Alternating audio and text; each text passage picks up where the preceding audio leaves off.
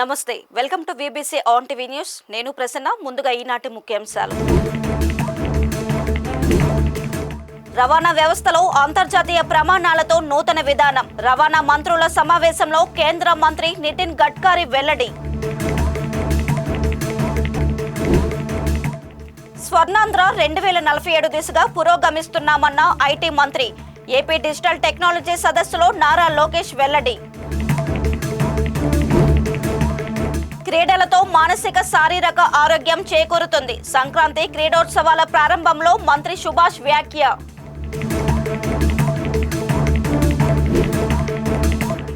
అప్పన్న ఆలయంలో వైకుంఠ ఏకాదశికి సర్వం సిద్ధం. భక్తుల సౌకర్యాల ఏర్పాట్లను పరిశీలిస్తున్న ఈవో త్రినాథరావు. 2024 సంవత్సరంలో రోడ్డు ప్రమాదాల కారణంగా దాదాపు 1.80 లక్షల మరణాలు సంభవించాయని కేంద్ర రోడ్డు రవాణా రహదారుల శాఖ మంత్రి నితిన్ గడ్కరీ తెలిపారు. న్యూఢిల్లీలో అన్ని రాష్ట్రాలు కేంద్ర పాలిత ప్రాంతాల రవాణా మంత్రులతో రోడ్డు భద్రతపై జరిగిన సమావేశంలో ఆయన పాల్గొన్నారు. ఈ సందర్భంగా కేంద్ర మంత్రి మాట్లాడుతూ రవాణా వ్యవస్థలో అంతర్జాతీయ స్థాయి ప్రమాణాలతో నూతన విధానాన్ని ప్రవేశపెడుతున్నట్టు చెప్పారు. రోడ్డు ప్రమాదాలు జరిగినప్పుడు ప్రమాద తీవ్రతను తగ్గించేందుకు పలు చర్యలు చేపట్టామన్నారు. ప్రమాదాలు జరిగినప్పుడు ఆసుపత్రికి తరలించడం, ఎమర్జెన్సీ, ఉచిత వైద్య చికిత్స, ఇన్సూరెన్స్ తదితర అంశాలు నూతన విధానంలో ఉన్నట్టు పేర్కొన్నారు. కాగా గత సంవత్సరం హెల్మెట్ ధరించకపోవడం వల్ల దాదాపు 30,000 మంది చనిపోయారని చెప్పారు. 66% మరణాలు 18 నుండి 34 సంవత్సరాల మధ్య వయసు వారే ఉన్నాయని పేర్కొన్నారు. పాఠశాలలు, కళాశాలల గేట్ల వద్ద సరైన ఏర్పాట్లు లేకపోవడం కారణంగా సుమారు 10,000 మంది పిల్లలు మరణించారని గడ్కరీ తెలిపారు. विशेष रूप से इस सेक्टर को ट्रांसफॉर्म कैसे करना, इसके बारे में ट्रांसपोर्ट सेक्टर को वर्ल्ड स्टैंडर्ड का करते हुए इसमें जो कमियां हैं उसको दोनों मिलकर, सबने मिलकर कैसे सुधारना, इसके ऊपर विचार हुआ. सबसे पहले प्रायोरिटी रोड सेफ्टी के लिए थी और रोड सेफ्टी में 2024 का जो ये आ रहा है उसमें 1,80,000 मौतें हुई है. 30,000 लोगों की मौतें जो है वो हेलमेट न पहनने के कारण हुई है. दूसरी गंभीर बात यह है कि 18 से 34 वयोगट में 66% मौतें हुई है.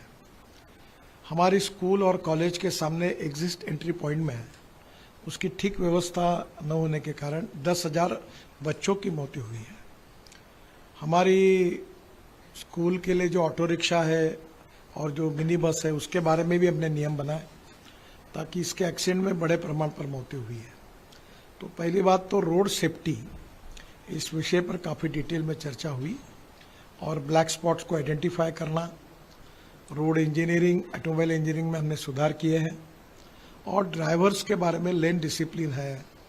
बाद में सिग्नल का कानून के प्रति आदर और सम्मान रखने के लिए ड्राइविंग लाइसेंस के न होने के कारण ऐसे भी लोगों ने गाड़ियां चलाई, उसके कारण भी करीब 3,000 मौतें हुई है. ముఖ్యమంత్రి చంద్రబాబు సారథ్యంలో స్వర్ణాంధ్ర 2047 దిశగా అడుగులు వేస్తున్నామని ఐటీ శాఖ మంత్రి నారా లోకేష్ తెలిపారు.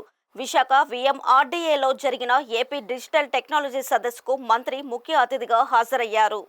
ఈ సందర్భంగా మంత్రి లోకేష్ మాట్లాడుతూ national institute ranking frame work లో రాష్ట్రం ప్రస్తుతం 9వ స్థానంలో ఉందని, 3వ స్థానానికి తీసుకువెళ్లేందుకు కృషి చేస్తున్నామని చెప్పారు. ఏపీని global digital technology power hub గా మారుస్తున్నామని, అన్ని రంగాల్లోనూ ఏపీని నెంబర్ 1 స్థానాల్లో నిలబెట్టి రాష్ట్రాన్ని డిజిటల్ రెవల్యూషన్ వైపు నడిపిస్తామని పేర్కొన్నారు. డ్రోన్ టెక్నాలజీని సహాయ కార్యక్రమాల్లోనూ వినియోగిస్తున్నామని తెలిపారు. టెక్నాలజీతో పాటు అనుకున్న లక్ష్యాలను సాధించడానికి విజన్ కూడా ఎంతో ముఖ్యమని తెలియజేశారు.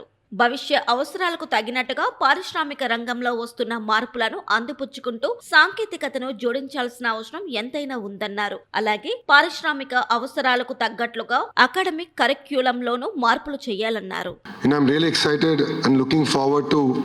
Industry titans actually leading where the curriculum should go across all sectors and working with us to ensure that Andhra today, which is in 9th place in NIRF rankings, how do we bring it to the 3rd place, and how can we ensure that 2 of the government universities will be among the top 100 in the world in the next 5 years. And please write down the time and date. We will deliver on our promise. Parallelly, we are working with the industry to bring about an AI university in Visakhapatnam. The vision with which we are working is very similar to how ISB was created in Hyderabad. as a government, our role is only to give land, but actually get industry titans to drive the curriculum, the technology, and the future of that institution. Our vision with this AI university is to bridge the gap between academics and also industry, and to create meaningful partnerships and internships for the students. Events like this, the AP Digital Technology Summit, serve as a launchpad for the next wave of entrepreneurs and innovators who will drive our state to the digital revolution. We are a young state. As Bharat has said, things are challenging. But our leader always says crisis is an opportunity. And this is our opportunity to shine. Yes, we have challenges. We have our own set of crises, but we are hungry. We are like an entrepreneur. We are like a startup as a state. When other edtech companies come and meet me, or when anyone wants to start a private university in Andhra Pradesh, I only tell them one thing: give me 21 days and I'll clear your file. I'll take it to cabinet. And this is how I'm proud to say that with Physics Wala, we've inked an MOU to bring an university of innovation that will focus on deep technology to our beloved Visakhapatnam. క్రీడలు మానసిక బలాన్ని పెంపొందిస్తాయని రాష్ట్ర కార్మిక శాఖ మంత్రి వాసంశెట్టి సుభాష్ అన్నారు. K Gangavaram మండలం పామరు గ్రామంలో కోనసీమ సంక్రాంతి క్రీడోత్సవం ఆటలతో ఆరోగ్యం అనే కార్యక్రమంలో కార్మిక శాఖ మంత్రి వాసంశెట్టి సుభాష్ పాల్గొన్నారు.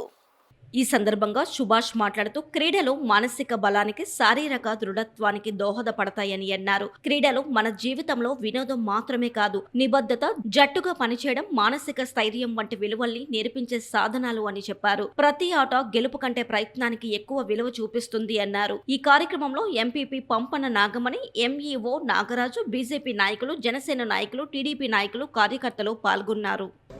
మీ శ్రేయస్సు కోరి ఈ ఎన్డీఏ కూటమి పూర్తిగా మీ చదువు పట్ల ఎంత శ్రద్ధ వహిస్తుందో, మీ ఆరోగ్యం పట్ల కూడా అంతే శ్రద్ధ వహిస్తుంది. పిల్లల ఆరోగ్యం పట్ల, అలాగే ఆటపాటల మీద కూడా శ్రద్ధ వహిస్తుంది అనడానికి నిదర్శనం ఈరోజు. మరి గత ప్రభుత్వం గురించి మాట్లాడుకోవాల్సి వస్తే టైల్స్ వేయటం, బిల్డింగ్లకి రంగులు వేయటం, చెట్లకి వైఎస్ఆర్ కవర్లు వేయటం, ఇలాంటి కార్యక్రమాలు చేసింది తప్ప ఏ విధంగా ఈ ఒక విద్యార్థి ఒక అందించే విద్య నాణ్యమైన విద్య అందించలేదు. అలాగే ఎవరైతే గవర్నమెంట్ టీచర్స్ ఉన్నారో ఈ టీచర్స్ విషయంలో మాత్రం తెలుగుదేశం ప్రభుత్వం గతం నుంచి 150,000 పోస్టులు తీసిన ఘనత ఒక్క టీడీపీ మాత్రమే ఖచ్చితంగా చెప్పగలను. అలాగే ప్రభుత్వం ఎన్డీఏ ప్రభుత్వం ఫామ్ అయింది కూడా తొలి సంతకం డిఎస్సి మీద పెట్టి సుమారు 16,457 పోస్టులు భర్తీ చేయడానికి సర్వం సిద్ధమైంది. విశాఖ జిల్లా సింహాచలంలోని శ్రీ వరాహ లక్ష్మీ నరసింహస్వామి ఆలయంలో ఈ నెల 10వ తేదీన వైకుంఠ ఏకాదశి రోజున స్వామివారి ఉత్తర ద్వార దర్శనానికి అన్ని ఏర్పాట్లు చేస్తున్నారు. దేవస్థానం ఈవో త్రినాథరావు ఏర్పాట్లను పర్యవేక్షిస్తున్నారు. భక్తులకు ఎటువంటి ఇబ్బంది లేకుండా క్యూ లైన్లు ఏర్పాటు చేశారు. వైకుంఠ ఏకాదశి రోజు జరగనున్న కార్యక్రమాల వివరాలను సింహాచల దేవస్థానం ప్రధాన అర్చకులు తెలియజేస్తున్నారు.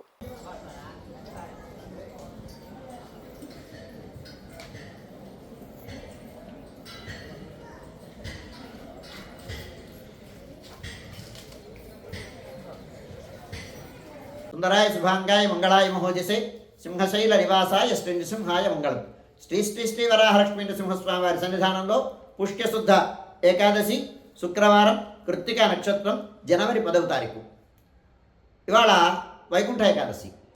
వైకుంఠ ఏకాదశి ఉత్తర ద్వార దర్శనాన్ని పురస్కరించుకొని రాత్రి 1 గంటకి సుప్రభాతం. 1 గంట నుంచి సుప్రభాతం అయిన తర్వాత 1 గంట నుంచి 1 గంటన్నర వరకు సుప్రభాతం అయిన తర్వాత ప్రాతరారాధనంలో భాగంగా నిత్యవేద పారాయణం, ఉపనిషత్ పారాయణం అయిన తర్వాత ధూపసేవ సమయంలో చతుర్వేద పారాయణం, శ్రీరామాయణం, భారతం, భాగవతం, విష్ణు పురాణం, క్షేత్ర మహాత్మ్యం, వరాహపురాణం, శ్రీభాష్యం మొదలైన గ్రంథాలన్నీ పారాయణం చేయడానికి ఉపక్రమిస్తారు. అనంతరం బాలభోగ నివేదనంతో సమాంతరంగా తిరుప్పావై సేవాకాలం, దీనితో సమాంతరంగా నిత్యహోమం, బలిహరణం అయిన తర్వాత మంగళాశాస్త్రం, చాతుర్మార్గోష్ఠి, తీర్థ వినియోగం అయిన తర్వాత చుట్టు సన్నిధులలో సింహవల్లి తాయారు సన్నిధిలోనూ, లక్ష్మీనారాయణ స్వామి వారి సన్నిధిలోనూ మంగళాశాస్త్రం పూర్తి చేసుకున్న తర్వాత అమ్మవారి సేవ పూర్తయిన తర్వాత అమ్మవారు ఆండాళ్ సన్నిధికి వేయించేసిన తర్వాత ఆండాళ్ సన్నిధిలో విశేష ఆరాధనం, నివేదనం, శవకాలం, చాతుర్వర్గోష్ఠి, తీర్థ వినియోగం అయిన తర్వాత ఆనాటి పాసుల విశేష వ్యాఖ్యానం, విశేషం విన్నపం అయిన తర్వాత అమ్మవారు ప్రధానాలయంలోకి వేయించేసిన తర్వాత వైలారగింపు, ముద్గానం నివేదనం అయిన తర్వాత ఆళ్వార్ సన్నిధిలో విశేషారాధనం, నివేదనం, సేవాకాలం, శాంతమరగోష్ఠి, తీర్థ వినియోగం, అయిన తర్వాత రాజభోగ నివేదనం. రాజభోగ నివేదనమై చుట్టు సన్నిధుల్లో నివేదనం పూర్తయిన తర్వాత మంగళ నీరాజనం అయిన తర్వాత ఈనాడు నుంచి ధారోత్సవాలు ఆరంభం. అమ్మవారు ధారకు బయలుదేరుతారు. తీరాటోత్సవం అంటాం. ఆండాళమ్మవారు ఆ బేడ ప్రదక్షిణ పూర్వకంగా ధారకు వేయించేస్తారు. ధారకి అమ్మవారు వేయించేసిన తర్వాత లక్ష్మీనారాయణ స్వామి వారు వ్రతమండపానికి వేయించేసిన తర్వాత గోవిందరాజస్వామి వారు ఉభయ దేవేరులతో కూడి బంగారు తొడిక్కినిపై అయ్యవారి సేవ బేడ తిరువిధి మహోత్సవం ఆరంభమవుతుంది. సుమారు 3:30 గంటల ప్రాంతంలో ఈ తిరువిధి మహోత్సవం ప్రారంభమవుతుంది. 3:30 గంటల నుంచి 4:15 గంటల వరకు తిరువిధి పూర్తి చేసుకొని ఆస్థాన మండపంలోకి వేయించేసిన తర్వాత ధూపాల పరిమళాలతో, దీపాల వెలుగులతో స్వామివారు ఉత్తర ద్వారం అంటే ఆలయ గోపుర ఉత్తర ద్వార మంటపంలోకి వేయించేస్తారు. వేయించేసిన తర్వాత అక్కడ మంగళ నీరాజనం, ఉపచార సమర్పణం అయిన తర్వాత ఆనువంశిక ధర్మకర్తలు వారు రాజావారి యొక్క దర్శనం అవుతుంది. వారి దర్శనం అయిన తర్వాత మళ్ళీ నీరాజనం జరిపించి స్వామివారిని భక్తులందరూ సుఖంగా దర్శనం చేసుకోవడం కోసమని ఉత్తర రాజగోపురంలో ఈ స్వామివారు వేయించేస్తారు. సుమారు 5 గంటల ప్రాంతంలో 5 గంటల నుంచి వేదపారాయణలు, సంకీర్తనలుతో ఆ మధ్యన స్వామివారు ఉత్తర ద్వార దర్శనాన్ని అనుగ్రహిస్తారు. 3 కోటి దేవతలు ఆ స్వర్గలోకంలో, వైకుంఠలోకంలో స్వామివారిని ఉత్తరాభిముఖంగా సేవించినటువంటి ఆ సన్నివేశాన్ని ఒక్కసారి భావనం చేసి మీరందరూ కూడా ఉత్తర ద్వారంలో నుంచే ప్రవేశిస్తూ ఆనాడు దర్శనం చేసుకోవాలని భక్తులకు మనవి చేస్తున్నాను. ఈ దర్శనం చతుర్విధ పురుషార్థాలని అనుగ్రహిస్తుంది. అంత్యకాలమందు ముక్తిని మనకి ఒసగుతుంది, పునర్జన్మ లేకుండా. అందుచేత దీనిని గమనించండి. భక్తులందరూ కూడా, ఆస్తికులైనటువంటి వారు అందరూ కూడా, ఆధ్యాత్మిక పేత్తలందరూ కూడా ఉత్తరాభిముఖంగా ఉండేటువంటి స్వామిని సేవించి చరితార్థం చేసుకోండి. ఈ ఉత్తర ద్వార దర్శనం సుమారుగా 10:30 గంటల వరకు కొనసాగుతుంది. 10:30 గంటలు అయిన తర్వాత స్వామివారు గ్రామ తిరువీధి మహోత్సవానికి బయలుదేరుతారు. గ్రామ తిరువీధి మహోత్సవాన్ని కోలాటాలతో, భజన సంకీర్తనలతో, రకరకాలైనటువంటి వాద్య విశేషాలతో, నాదస్వర బృందాలతో తిరువీధి మహోత్సవం జరుగుతుంది. ఆ తిరువీధి మహోత్సవం పూర్తయిన తర్వాత గంగధార నుంచి ఆండాళమ్మవారు ఇక్కడ బయలుదేరి మళ్ళీ స్వామివారితో కలిసి చేరుతారు. స్వామివారితో కూడి ఆలయం లోపలికి ఉత్తర రాజగోపురం ద్వారా ఆ ఆస్థాన మండపంలోకి వేంచేసిన తర్వాత కుంభారతి అయిన తర్వాత ఆళ్వారికి శ్రీశటారి సమర్పణం అయిన తర్వాత ఏకాంత సేవ ప్రదక్షిణ పూర్వకంగా, బేడా ప్రదక్షిణ పూర్వకంగా ప్రధానాలయంలోకి వేంచేస్తారు. ఈ కార్యక్రమం అంతా సుమారు 1 గంట ప్రాంతంలో జరుగుతుంది. స్వామివారు 1 గంట ప్రాంతంలో ప్రధానాలయంలోకి వేంచేసిన తర్వాత 1 గంట నుంచి 3 గంటల వరకు భక్తుల యొక్క దర్శనములు నిలుపుదల చేయడం జరుగుతుంది. స్వామివారికి మహానివేదనం, విశేష నివేదనం అయిన తర్వాత అలంకార విసర్జనం అయిన తర్వాత మధ్యాహ్న విరామం అయిన తర్వాత సుమారు 3-3:30 గంటల ప్రాంతంలో మధ్యాహ్న విరామం అయిన తర్వాత భక్తుల యొక్క దర్శనములు కొనసాగుతాయి. 3:30 గంటల నుంచి 6 గంటల వరకు, 7 గంటల వరకు భక్తుల యొక్క దర్శనములు కొనసాగుతాయి. 7 గంటల నుంచి ఈనాటి నుంచి రాపత్తు విశేషం. ఆ రాపత్తు విశేషం సందర్భంగా 7 గంటల వరకు మాత్రమే భక్తులకి దర్శనములు లభిస్తాయి. సాయంకాలం 5 గంటలకు రాపత్తు ప్రయుక్తంగా గ్రామ తిరువిధి మహోత్సవం ఉంటుంది. స్వామివారు ఉభయదేవేరులతో, ఆళ్వార్లతో కూడి తిరువిధిని అనుగ్రహిస్తారు.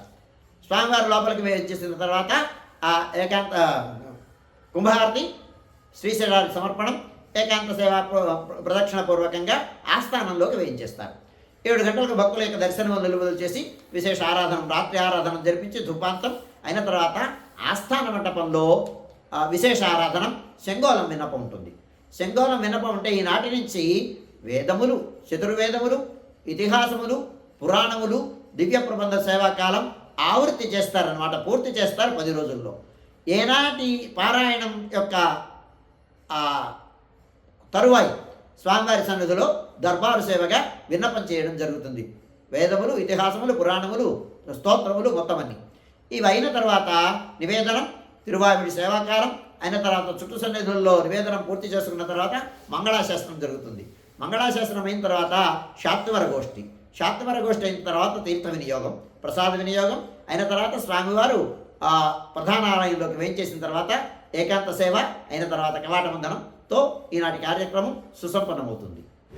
తిరుమల శ్రీవారి దర్శనం కోసం తిరుపతి బైరాగ పట్టడే కేంద్రం వద్ద వైకుంఠ దర్శనం టికెట్ల కోసం భక్తులు బారులు తీరారు. వాస్తవానికి టీటీడీ రేపు ఉదయం నుండి సమయం కేటాయించిన భక్తులు ముందుగానే ఇక్కడికి వచ్చి చేరుకున్నారు. చాలా దూర ప్రాంతాల నుండి వచ్చామని, రద్దీ పెరిగిపోతుందని ముందుగా వచ్చామని ప్రజలు చెబుతున్నారు. అంతేకాకుండా క్యూ లైన్లలో టాయిలెట్లు కూడా టీటీడీ ఏర్పాటు చేయలేదని ఆరోపిస్తున్నారు. దీంతో పోలీసులు వారికి నచ్చచెప్పడం ప్రారంభించారు.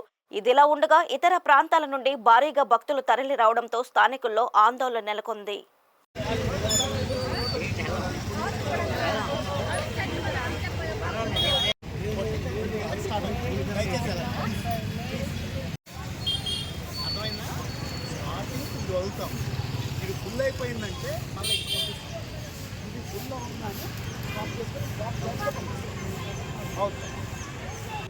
రాష్ట్ర ఉప ముఖ్యమంత్రి పిఠాపురం ఎమ్మెల్యే పవన్ కళ్యాణ్ ఈ నెల 10వ తేదీన తన సొంత నియోజకవర్గానికి వస్తున్నారు. పిఠాపురం గొల్లప్రోలు మండలంలో పవన్ పర్యటిస్తారు.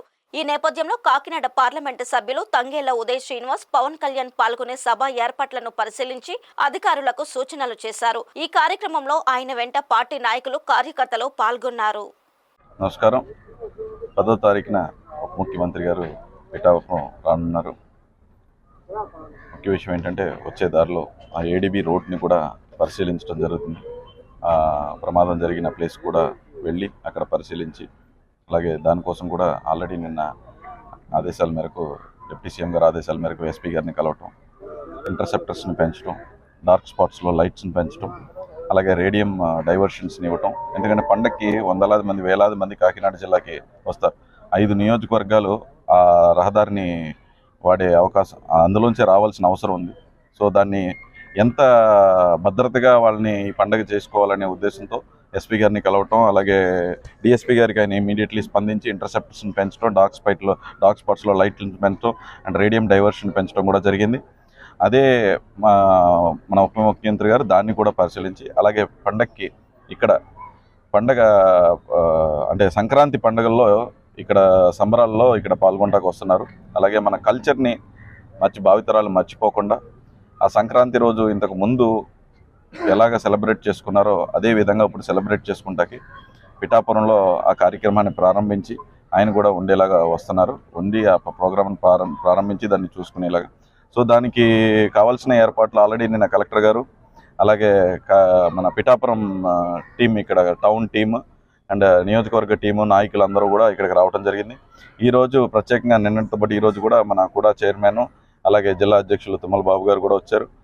సో వీళ్ళందరూ కలిసి పిఠాపురం జనసేన అండ్ అధికార బృందం, జిల్లా బృందం మొత్తం అందరూ కూడా దీన్ని దగ్గరుండి పర్యవేక్షించి ఇది సక్రమంగా జరగాలనే ఒక ఉద్దేశంతో ఇక్కడికి రావడం జరిగింది. ఇదంతా ఏర్పాట్లు చేస్తున్నారు. సో 10వ తారీఖున ఉప ముఖ్యమంత్రి గారు రాగానే మంచి ఎత్తున అందరికీ కల్చర్ని దగ్గర చేసేలాగా, మర్చిపోయిన సంస్కృతిని దగ్గర చేసేలాగా, పండగని అందరూ దుర్మార్గ పాలన పోయిన తర్వాత వచ్చే కూటమి ప్రభుత్వంలో చంద్రబాబు గారి నాయకత్వం, డిప్యూటీ సీఎం గారి నాయకత్వం, అలాగే కేంద్రంలో నరేంద్ర మోడీ గారి నాయకత్వంలో, ముగ్గురు నాయకత్వంలో ఏర్పడిన తర్వాత మొట్టమొదటి నిజమైన పండగ. ఎందుకంటే ప్రతి పల్లెలోని రోడ్లు, డ్రైనేజీలు, అలాగే రాష్ట్రానికి సంబంధించి ఎన్నో పరిశ్రమలు, చెప్పిన సంక్షేమము అన్నీ ఇచ్చిన తర్వాత ప్రజలు నిజంగా ఆనందంగా 5 సంవత్సరాల తర్వాత నిజంగా ఒక పండుగని ఆనందంగా చేసుకోబోతున్నారు. సో ఆ పండుగని ఆనందంతో చేసుకునేందుకు మనం ముఖ్యమంత్రి గారు పవన్ కళ్యాణ్ గారు వచ్చి ఈ కల్చర్ని కూడా ఇంకా గుర్తు చేసి, దగ్గర చేసి, భావితరాలకు కూడా దీన్ని అర్థమయ్యేలా చెప్పేలాగా ఇక్కడ సాంస్కృతిక ప్రోగ్రామ్స్ అన్నీ చేస్తున్నారు. సో ఈ విజయవంతం చేయాలి, అలాగే క్షేమంగా వెళ్ళి క్షేమంగా రావాలి, ట్రాఫిక్ రూల్స్ అందరూ పాటించాలని చెప్పి కోరుకుంటూ అందరికీ నా హృదయపూర్వక సంక్రాంతి శుభాకాంక్షలు తెలుపుతున్నాను. ధన్యవాదాలు. రాష్ట్ర వ్యాప్తంగా హెచ్ఎంపీ వైరస్ పై ఆందోళన నెలకొంటున్న తరుణంలో ఉభయ గోదావరి జిల్లాలకు ప్రధాన ప్రభుత్వ టీచింగ్ ఆసుపత్రిగా ఉన్న కాకినాడ జీజీహెచ్ లో ప్రత్యేక వార్డు ఏర్పాటు చేశారు. ఈ అంశంపై ఆసుపత్రి సూపరింటెండెంట్ డాక్టర్ లావణ్య కుమారి వివరాలను వెల్లడించారు. హెచ్ఎంపీవీపై ఆందోళన అవసరం లేదని లావణ్య కుమారి అన్నారు. ఎవరికైనా హెచ్ఎంపీ వైరస్ లక్షణాలు ఉంటే కాకినాడ ప్రభుత్వ ఆసుపత్రిలో వైద్య పరీక్షలు చేస్తామని తెలిపారు. ముందు జాగ్రత్త చర్యగా ప్రత్యేక వార్డు ఏర్పాటు చేసినట్లు తెలిపారు. అందరికీ నమస్కారం. నేను doctor Lavanya Kumari, superintendent government general hospital Kakinada. ప్రజలందరికీ నా విజ్ఞప్తి ఏమనగా, ఇప్పుడు ప్రస్తుతం హ్యూమన్ మెటాన్యూమో వైరస్ అని చెప్పి ఆ వైరస్ వస్తుంది అని చెప్పి ప్రజలందరూ కూడా రకరకాల అపోహలు ఉన్నాయి. సో ఈ రకమైన అపోహలు విడనాడండి.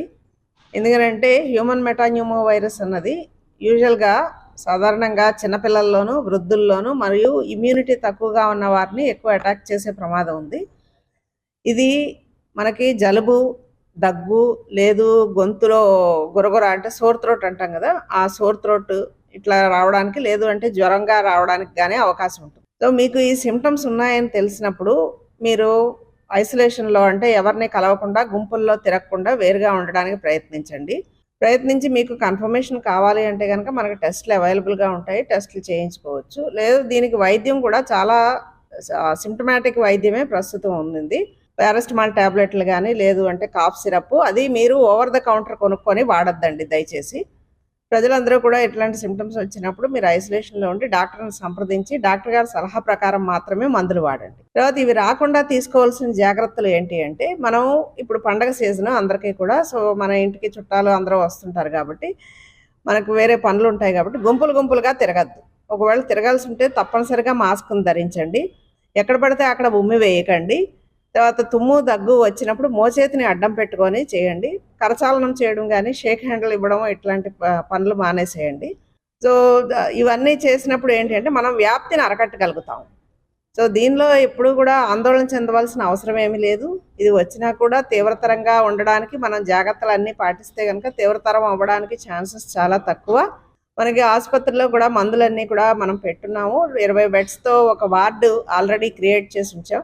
ఈ వార్డులో ఆక్సిజన్ మరియు వెంటిలేటర్ సదుపాయాలు అన్నీ కూడా గవర్నమెంట్ వారి ఉత్తర్వుల ప్రకారం మనం అన్నీ కూడా ఆరోగ్య శాఖ మంత్రి గారి ఉత్తర్వుల ప్రకారం మనం అన్నీ కూడా రెడీగా చేసి పెట్టుకున్నాం. సో ప్రజలు దీనివలన ఎవరు కూడా ఆందోళన చెందాల్సిన అవసరం లేదు. అలాగని నిర్లక్ష్యం చేయడం, అలక్ష్యం చేయడం కూడా మంచిది కాదు. ఇది ప్రజలందరికీ కూడా నా విజ్ఞప్తి. నంద్యాల జిల్లా ఆత్మకూరులో జరిగిన ఇస్తేమా కార్యక్రమంలో పెద్ద సంఖ్యలో ముస్లింలు పాల్గొన్నారు. ఈ కార్యక్రమానికి దేశం నలుమూలల నుండే కాక విదేశాల నుండి కూడా ముస్లింలు హాజరయ్యారు. ప్రపంచంలో నెలకొనడం కోసం ప్రత్యేక ప్రార్థనలు, దువాలు చేయడం ఆనవాయితీ. కాగా ఆత్మకూరులో ఇస్తేమా జరగడం ఇది 7వసారి. అంతర్జాతీయ స్థాయిలో జరుగుతున్న ఇస్తేమా హాజరైన వారి కోసం పట్టణంలోని ఇస్తేమా కమిటీ అవసరమైన అన్ని ఏర్పాట్లను చేసింది. అలాగే జిల్లా అధికార యంత్రాంగం భద్రతా ఏర్పాట్లు చేసింది.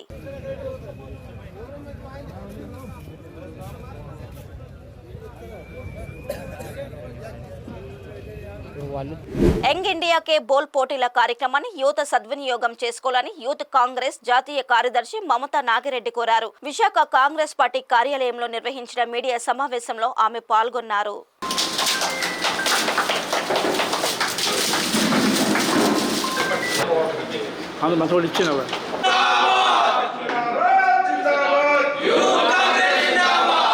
ఈ సందర్భంగా మమతా నాగిరెడ్డి మాట్లాడుతూ యంగ్ ఇండియా కే బోల్ పోటీలకు యువత, నిరుద్యోగం, డ్రగ్స్ మొదలైన అంశాల మీద వీడియోలు పంపాలని, విజేతలకు బహుమతులు అందజేస్తామని తెలిపారు. దేశంలో న్యాయం, సమానత్వం కోసం పోరాడుతున్నామని చెప్పారు. గత ఎన్నికల్లో ఇచ్చిన హామీ మేరకు కేంద్ర ప్రభుత్వం యువతకు ఏటా ఉద్యోగాలు ఇవ్వాలని కోరారు. ఈ కార్యక్రమంలో జిల్లా కాంగ్రెస్ అధ్యక్షుడు అడ్డాల వెంకటవర్మరాజు, యూత్ కాంగ్రెస్ రాష్ట్ర అధ్యక్షుడు లక్కరాజు రామారావు, కాంగ్రెస్ పార్టీ జిల్లా అధ్యక్షుడు సతీష్, రాష్ట్ర ప్రధాన కార్యదర్శి శివకుమార్ తదితరులు పాల్గొన్నారు. మన Congress party youth Congress young India Bol అనే సీజన్ 5 అనే కంటెస్ట్ ఒకటి పెడుతుంది. ఇది ఏంటంటే మన విశాఖ జిల్లా వాళ్ళు కానీ, అలాగే మన స్టేట్లో ఆంధ్రప్రదేశ్ యంగ్ పీపుల్ అందరూ యూత్ అంతా ఉపయోగించుకొని మనలో ఉన్న యూత్లో ఉన్న లీడర్షిప్ క్వాలిటీస్ కానీ, అలాగే వాళ్ళు మంచి స్పోక్స్ పర్సన్స్ కానీ వాళ్ళు ఈ కంటెస్ట్లో పాల్గొని, అలాగే ఈ యూత్ కాంగ్రెస్ ఇచ్చే ప్రైజ్ గెలుచుకొని, అలాగే వాళ్ళ టాలెంట్ బాగా వాళ్ళు ఉపయోగించుకొని నెంబర్ 1 వచ్చినప్పుడు అలాగే స్పోక్స్ పర్సన్స్ పోస్ట్ కూడా యూత్ కాంగ్రెస్ తరఫున ఇవ్వడం జరుగుతుంది. ఈ కంటెస్ట్లో మన విశాఖ జిల్లా యువత అంతా అన్ఎంప్లాయ్మెంట్, డ్రగ్స్కి బానిస అయిపోతున్న యువతను చూసి మిగతా యువత దాన్ని ఎలాగైతే జయించాలి, దానికి వైపు వెళ్లకుండా అన్ఎంప్లాయ్మెంట్ని ఎలాగ జయించాలి, డ్రగ్స్కి బానిస కాకుండా ఎలాగ జయించాలి అన్న విషయాల మీద వాళ్ళు ఒక వీడియో ఇస్తారు వెబ్సైటు. ఆ వెబ్సైటుకి వీడియో చేసి మేడం చెప్పినట్టు ఆ వీడియోని పంపిస్తే ఆ కంటెస్ట్లో గెలిచిన వాళ్ళందరికీ ప్రైజ్ మనీ అలాగే ప్రైజ్ ఇస్తారా. పోస్టల్ లాస్టింగ్ కూడా ఈరోజు జరగబోతుంది. అది మనందరం విశాఖ కాంగ్రెస్ పార్టీ తరఫున మీ యువత అందరికీ విజ్ఞప్తి చేసేది ఒకటే, ఇవాళ యువతే దేశానికి ఒక మెయిన్ సోర్సెస్. ఇవాళ ఇండియా కానీ అదర్ కంట్రీస్ కానీ యువత లేకపోవడం వల్ల చాలా ఇబ్బంది పడుతున్నారు. యువత రాజకీయాల్లోకి కానీ యువత ముందుకు రాకపోతే మన దేశ భవిష్యత్తు లేదు. కాబట్టి యువత అంతా ముందుకు వచ్చి ఈ కంటెస్ట్లో పాల్గొని వాళ్ళ రాజకీయాల్లో కూడా మేము జాయిన్ అవ్వాలం, రాజకీయాల్లో కూడా మేము ఉంటాం, లీడర్షిప్ క్వాలిటీస్ మాకు కావాలి అన్నదానికి ఇది మంచి ప్లాట్ఫామ్గా మేము భావిస్తున్నాం. మా యూత్ కాంగ్రెస్ పెట్టిన ఈ కంటెస్ట్ని మీరందరూ ఉపయోగించుకొని మీలో ఉన్న టాలెంట్ని బయటికి తీసుకురండి. దేశానికి ఉపయోగపడాలి, అలా మన కుటుంబానికి ఉపయోగపడాలి, మన రాష్ట్రానికి మన జిల్లాకు ఉపయోగపడాలని నేను యువత అందరికీ విజ్ఞప్తి చేస్తున్నా. ఖచ్చితంగా ఇది ఉపయోగించుకోవాలని, ఈ మంచి అవకాశాన్ని మాకు ఇచ్చినటువంటి మా రాహుల్ గాంధీ గారికి, అలాగే మా యూత్ కాంగ్రెస్ లీడర్స్కి, అలాగే మా వైఎస్ శర్మిలారెడ్డి గారు పిసిసి అధ్యక్షురాలు వాళ్ళకు కూడా ధన్యవాదాలు ఈ సభాముఖంగా తెలియపరుస్తున్నా. కృష్ణా జిల్లా చిలకలపూడికి చెందిన అడపాల రవి అనే వ్యక్తిపై దుండగులు కత్తులతో దాడి చేసి పరారయ్యారు. దాడిలో తీవ్రంగా గాయపడిన రవిని ప్రభుత్వ ఆసుపత్రికి తరలించగా ఆసుపత్రిలో చికిత్స పొందుతూ రవి మృతి చెందాడు. పక్కా పథకం ప్రకారం ఈ హత్య జరిగినట్టు తెలుస్తుంది. ముగ్గురు దుండగులు మృతుని ఇంటి వద్దే కాపు కాసి ఈ దాడికి పాల్పడ్డారు. దాడికి ముందుగా దుండగులు సీసీటీవీ వైర్లను కట్ చేయడం గమనార్హం. చిలకలపూడి పోలీసులు కేసు నమోదు చేసి దర్యాప్తు చేస్తున్నారు. మాకు ఎటువంటి కక్షా కార్పణ్యాలతో ఎవరు ఉన్నారో తెలియదు. పోలీసు వారు విచారించి అది శోధిస్తారు. ఒక వారం క్రితం ఏదో గనక ఇదేదో సెయింట్ ఫ్రాన్సిస్ ముందు ఏదో కారుతో ఢీకొన్నారంట. అది పెద్ద మామూలుగా ఎవరో తగిలిందేమో అని ఊరుకున్నారు. ఆయన గొడవలంటే ఎవరికి ఉండవండి. ఆయన సాఫ్ట్, ఆయన రోజువారీ చేసుకుంటాడండి. అధికారంలోకి రాకముందు ఒక మాట, అధికారం చేపట్టాక మరో మాట. విద్యుత్ భారాల విషయంలో చంద్రబాబు మాట తప్పి మోసం చేశారంటూ వామపక్షాలు మండిపడ్డాయి. ఈ మేరకు వామపక్ష ప్రతినిధులు విజయవాడ ఏ కన్వెన్షన్ లో ఏపీ విద్యుత్ నియంత్రణ మండలి ఆధ్వర్యంలో అభిప్రాయ సేకరణ చేపట్టారు. సిపిఎం శ్రీనివాసరావు, సిపిఐ రామకృష్ణ తదితరులు ఈ కార్యక్రమంలో పాల్గొన్నారు.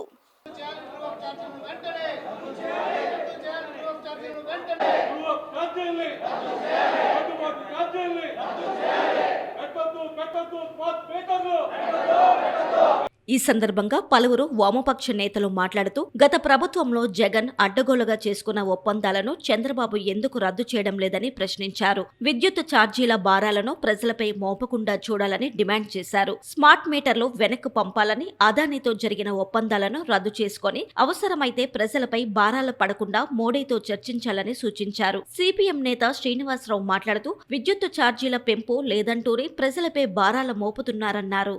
ఈరోజు చంద్రబాబు నాయుడు గారు ముఖ్యమంత్రి అయిన తర్వాత శ్వేతపత్రం విడుదల చేసిన దాంట్లోనే సంవత్సరానికి దీని వలన 1,08,772 కోట్ల రూపాయలు ఈ ఒప్పందం వల్ల భారం పడుతుందని మేము చెప్పరా, స్వయంగా ముఖ్యమంత్రి గారు చెప్పారు. అది ఇంటర్ ట్రాన్స్మిషన్ ఛార్జీలు కానీ లేదు ఇతర రకాలైనటువంటి ₹2.49 టారిఫ్ వాళ్ళు నిర్ణయించిన ప్రకారం అంటే 1,08,772 అలాగే 72,022 కోట్లు మొత్తం ఈ సంవత్సరం కానీ 4 ఏళ్లలో కానీ సెకీ ఒప్పందం ద్వారా కానీ 1,80,772 కోట్ల రూపాయలు ప్రజల మీద భారం పడబోతా ఉంది.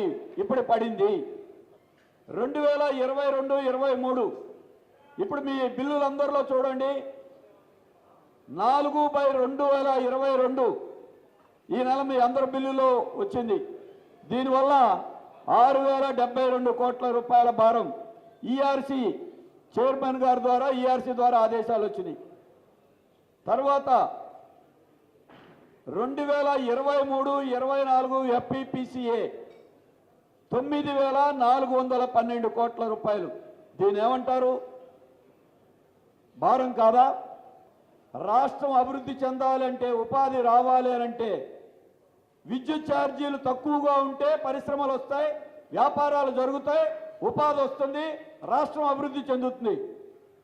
2047 గురించి చెప్తున్నారు. వికసిత భారత్, వికసిత ఆంధ్రప్రదేశ్, స్వర్ణ ఆంధ్రప్రదేశ్. ఇదేంటండి ఈ ఛార్జీలు? ఇప్పుడు ఇంకా మళ్ళీ మీరు భారం అయిపోతున్నారు ఈ రూపంలో. కాబట్టి రాష్ట్రానికి ఉపయోగపడేది కాదు. అందుకే ఒకటేనండి, బాధుడు పోతుంది అనుకున్నారు, ఇప్పుడు సింగిల్ బాధుడు పోయింది, కూటమి బాధుడు వచ్చింది, ఉమ్మడి బాధుడు వచ్చింది. ఏ బాధుడైనా ప్రజలకే. కాబట్టి ఈ విషయంలో మీరు ఆలోచన చేసి వీటిల్ని తగ్గించాలని మేము కోరుతున్నామండి. ఈ వార్తలు ఇంతటితో సమాప్తం. మరిన్ని విశేషాలతో మళ్ళీ కలుద్దాం.